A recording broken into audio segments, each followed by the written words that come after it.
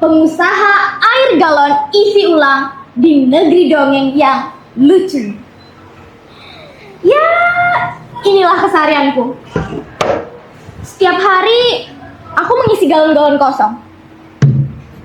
Setiap hari aku duduk termenung, menunggu pelanggan datang. Dan setiap hari pula aku membersihkan galon-galon yang berdebu. Jadi, apa gunaku di sini? Ya, tidak lain dan tidak bukan. Hanya seorang manusia biasa yang mencoba bertahan hidup dari usaha isi ulang air galon.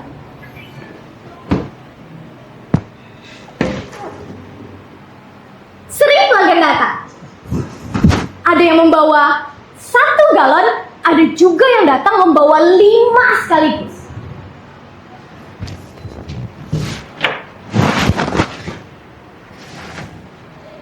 Permisi Bu Laras, harga isi ulang galonnya berapa ya?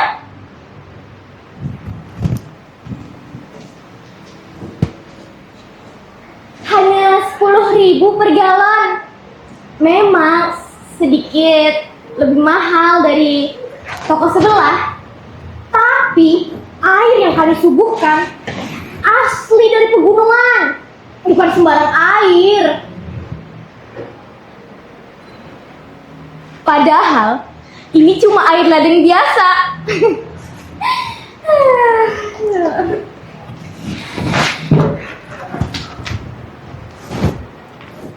Terkadang dunia ini memaksa kita untuk berbohong.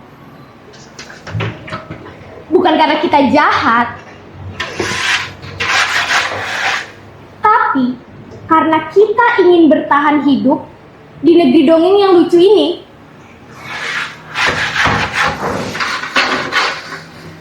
Jangan salah, kami pedagang kecil juga punya hati. Kami hanya mencoba bertahan hidup di dunia yang keras ini. Ya, walaupun dengan cara yang tidak jujur. Oh, kalian pernah menemukan kejujuran di negeri ini? Kalau aku sih gak pernah. Kemarin aku lihat Mang Udin, tukang kebun di rumah sebelah.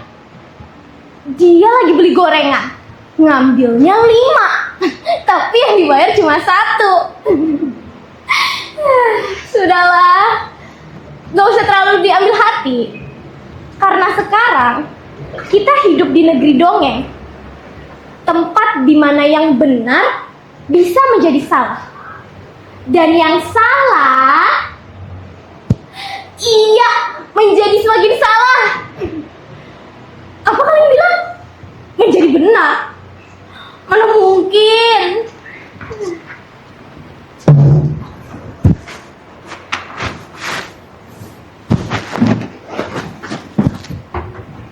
Sekarang kalian pasti mengira bahwa aku sedang bercerita tentang pekerjaanku.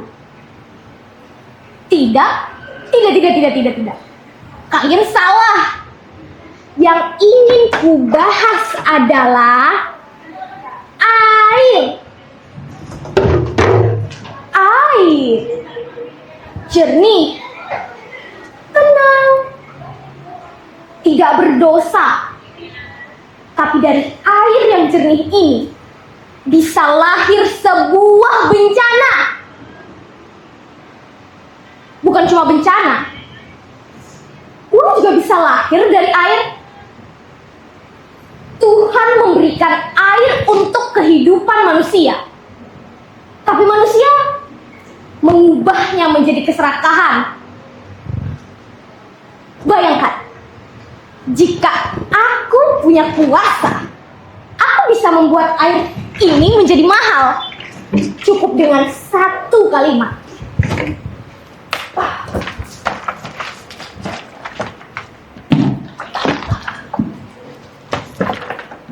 Stop menggunakan air olahan. Semua air yang ada di rumah kalian beracun. beracun. Nah, satu-satunya air bersih hanya ada di tempat pengisian galon milikku, depo air Ibu Laras. Lihat betapa mudahnya mengendalikan manusia.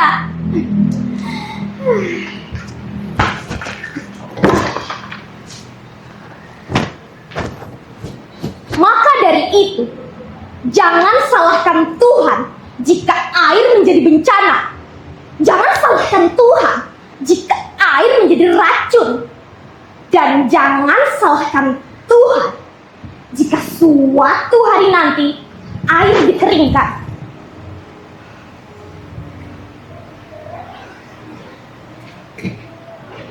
Itu baru sedikit dari politik air.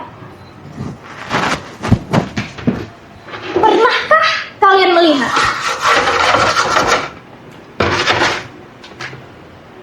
air mineral dalam botol kaca harganya ratusan ribu rupiah?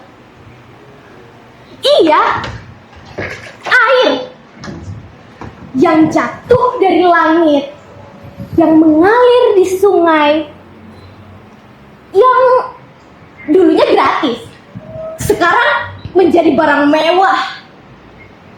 Bayangkan jika seluruh penduduk negeri ini dipaksa membeli air itu. Siapa yang akan menjadi kaya? Terkadang ide luar biasa yang dapat menyelamatkan bumi justru ditolak. Contohnya, pernah ada seseorang yang menciptakan bahan bakar dari air. Lalu, apa yang terjadi? Idenya dibungkam. Karyanya dianggap tidak memenuhi standar. Bahkan katanya menghasilkan emisi. Coba dipikirkan secara logika. Ayo, coba. Jika bahan bakarnya dari air, dari mana datangnya emisi? Ya, begitulah cara kekuasaan bekerja. Inilah cara kekuasaan bekerja. Mereka tidak memperbaiki dunia, mereka menghancurkannya demi uang, demi jabatan, dan demi kekuasaan.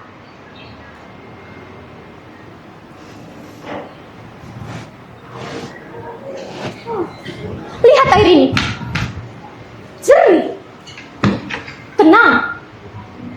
Tapi di tangan manusia, air dapat menjadi dua hal: harapan atau keserakahan.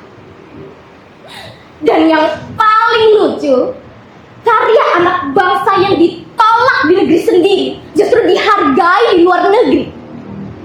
Iya, di sana mereka dipuji, di negeri sendiri mereka dibungkam.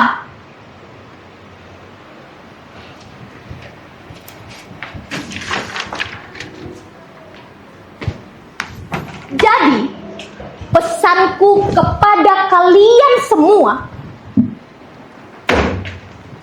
jagalah dan manfaatkan air sebaik mungkin. Siapa tahu kalian bisa menjadi pengusaha air galon sepertiku juga. Ingat, merawat lebih mahal daripada membeli.